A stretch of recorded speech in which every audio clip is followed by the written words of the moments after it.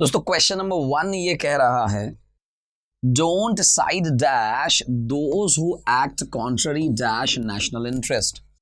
जो राष्ट्रीय इंटरेस्ट होता है, नेशनल इंटरेस्ट होता है, उसके कॉन्ट्ररी, कॉन्ट्ररी का मतलब होता है उसके विपरीत, उसके विरोध में, जो उसके विरोध में काम करता है उसकी साइड आपको नहीं लेनी चाहिए, उसके साथ आपको नहीं होना चाहिए। तो यहां पे आपको समझना है दोस्तों पहली चीज, don't side with those. Side with those का मतलब क्या है? साइड विद दोज यानी उनकी साइड मत लीजिए, उनके साथ मत होइए। हु एक्ट, जो करते हैं, जो कार्य करते हैं, कैसा? Contrary to national interest. याद रखने वाली बात दोस्तों, कॉन्ट्ररी शब्द के साथ टू का ही प्रयोग करना है। कॉन्ट्ररी टू, कॉन्ट्ररी टू का मतलब है जो चीजें चल रही है उसके विरोध में, उसके विपरीत में, नेशनल इंटरेस्ट के विपरीत में जो कार्य कर रहे हैं लोग, उनका साथ आपको नहीं देना चाहिए। नमस्कार दोस्तों, स्वागत है आपका डिजिटल तैयारी चैनल पे। मैं श्रेयांश कोठारी लेके आया हूं दोस्तों बहुत ही शानदार एक किताब जो आप देख सकते हैं यहाँ पे, objective general by SP Bakshi. दोस्तों बहुत ही प्यारी किताब है। एक एक करके हम लोग क्वेश्चंस यहाँ पे कर रहे हैं।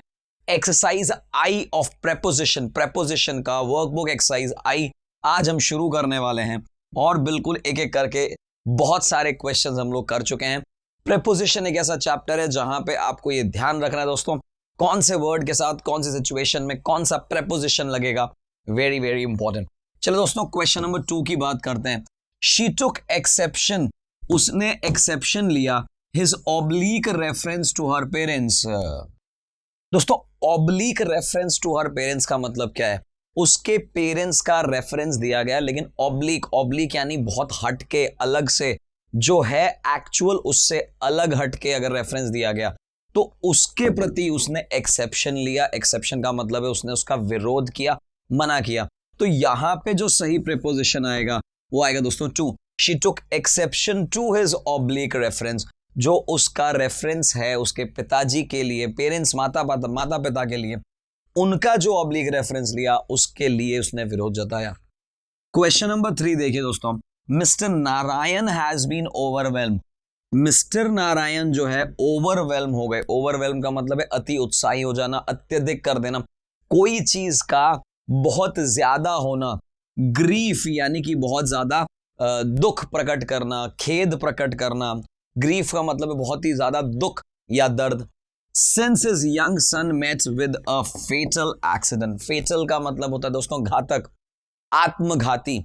ऐसा प्रतीत हो रहा है सेंटेंस में कि उसका जो यंग सन है यानी कि जो जवान बेटा है उसको एक्सीडेंट हुआ है, उसका फेटल यानी घातक एक्सीडेंट हुआ, यानी वो शायद हो सकता है मर गया हो, बहुत ही आत्मघाती एक्सीडेंट हुआ है। तो उसको देखते हैज बीन ओवरवेल्म्ड। ओवरवेल्म का मतलब अत्यधिक हो जाना। तो ओवरवेल्म विद ग्रीफ, याद रख लीजिए दोस्तों, ओवरवेल्म शब्द के साथ विद आएगा, यानी कि ऐसा ये कहना चाह रहा है कि जो मिस्टर नारायण है वो बहुत ज्यादा दुख में हो गए, दुख में जकड़ गए, बहुत ज्यादा दुख हो गया। सिंस यानी, अब सिंस यानी चूंकि भी हो सकता है और जब से भी हो सकता है। उसका जो यंग सन है, जब से उसका यंग सन को फेटल एक्सीडेंट हुआ है तब से लेके अभी तक बहुत ज्यादा दुख में जकड़ गए, ऐसा हम कह सकते हैं।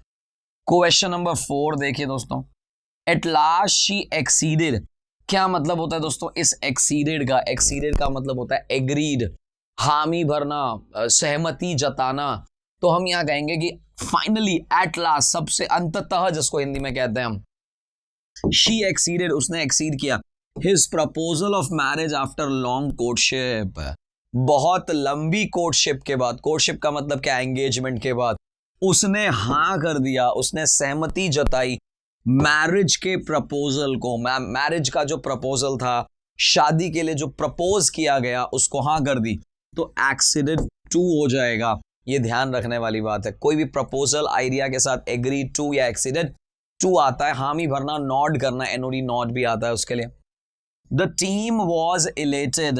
टीम जो है बहुत ज्यादा अति उत्साही हो जाना, इलेटेड यानी बहुत ज्यादा खुशी प्रकट करना, बहुत ज्यादा खुश हो जाना, बहुत ज्यादा उत्साह से भर जाना, एंथुजियाज्म से भर जाना।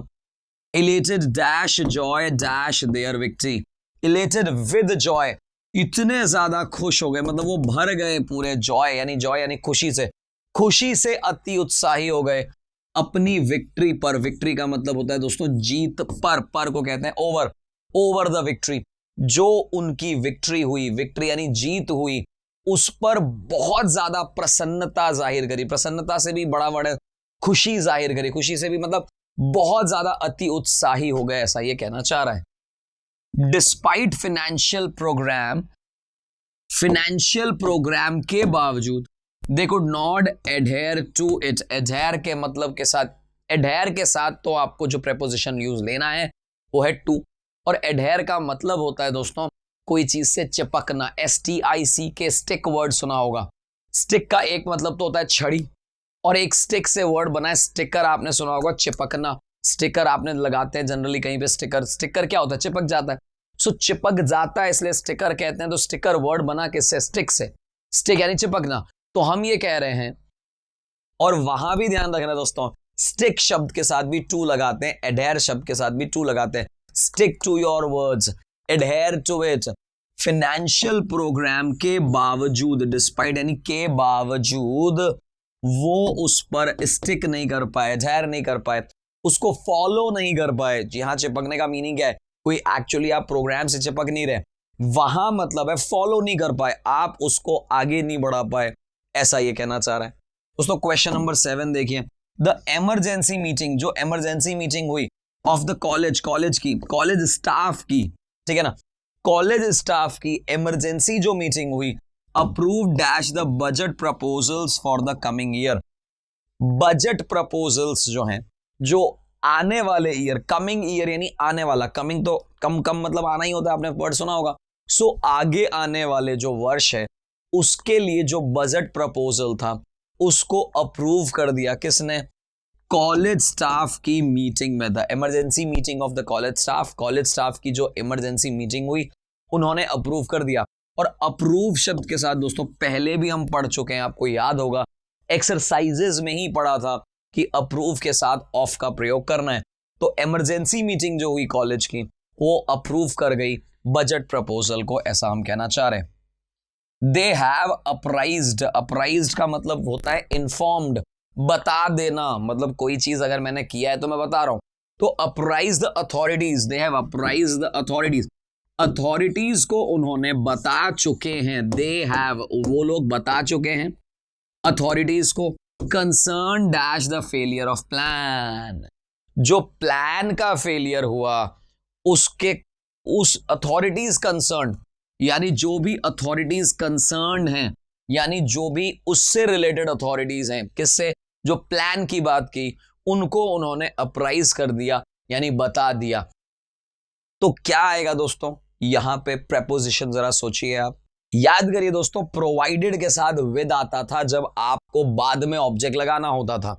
ठीक उसी प्रकार से विद आएगा, उन्होंने बता दिया कि भैया प्लान का फेलियर हो चुका है। किसको बताया, वो तो आगे लिख दिया हमने, क्या बताया वो आगे बताया, और जब क्या बताया जोड़ना है तो विद का प्रयोग करेंगे। वापस बात को सुनिएगा, किसको बताया, किसको इन्फॉर्म किया, वो तो हो गया ये, और क्या चीज बताई उसके लिए हमने लगाया विद, कि उन्होंने, they have apprised with the failure, मतलब किसको, द अथॉरिटीज।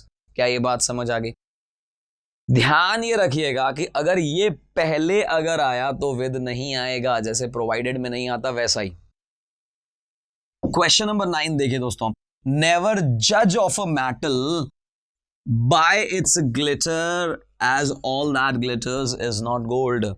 नेवर जज ऑफ अ मेटल का मतलब क्या है दोस्तों, किसी भी मेटल को जज मत करो उसके ग्लिटर। ग्लिटर का मतलब क्या है, ग्लिटर्स आपने सुना होगा, ग्लिटरिंग पेन्स होते हैं, चमचमाने वाली चीज। तो ये कहना चाह रहा है कि किसी भी मेटल को उसकी चमक, उसकी ग्लिटर से बिल्कुल नहीं आंकना है, उसको जज नहीं करना है, उसको ये नहीं सोचना है कि यही होगा। क्यों ऐसा करना है, एज, क्योंकि all that glitters is not gold. याद कर लो दोस्तों, ये वाला तो फ्रेज ही याद करना पड़ेगा, all that glitters is not gold. आप सोचिए जरा, पहले तो ये आपको समझना पड़ेगा कि ऑल के बाद दैट क्यों आया, विच क्यों नहीं आया, क्योंकि आपको याद रखना हुआ दोस्तों, प्रेपोजिशन से पहले जब हमने कभी प्रोनाउन पढ़ा होगा तब मैंने बताया था कि वहां जहां पे ऑल, एवरीथिंग या इस तरह के शब्द आते हैं तब हम as a relative pronoun that का प्रयोग करते हैं। दूसरा प्रश्न आता है कि ग्लिटर्स कैसे हुआ।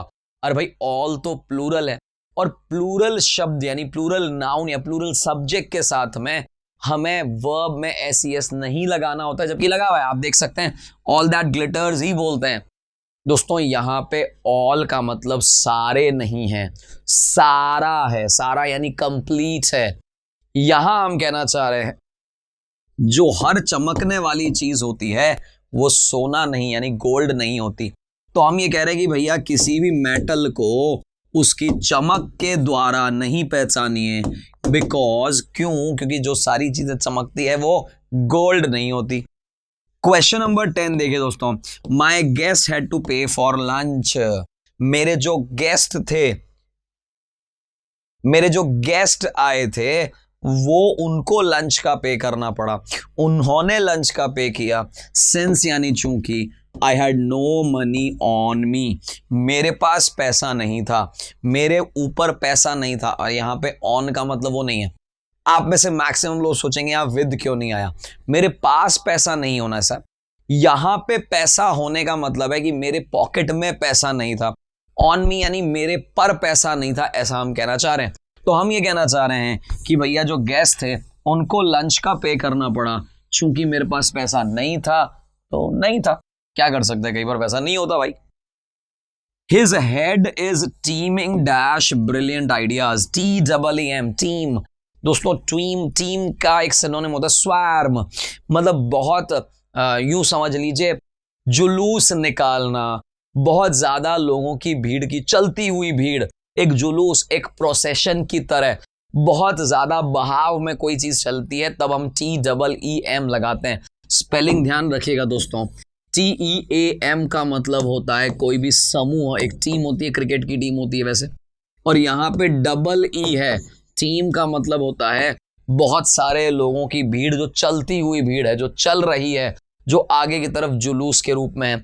और हम यहाँ कह रहे हैं कि उसका जो सिर है वो ब्रिलियंट आइडियाज से टीम कर रहे हैं, उसके अंदर बहुत सारे आइडियाज चल रहे हैं, आ रहे हैं, भीड़ के रूप में आ रहे हैं, ऐसा हम कहना चाह रहे हैं। तो टीमिंग विद ब्रिलियंट आइडियाज यानी बहुत सारे ब्रिलियंट आइडियाज टीम कर रहे हैं, हम ये कहना चाह रहे हैं।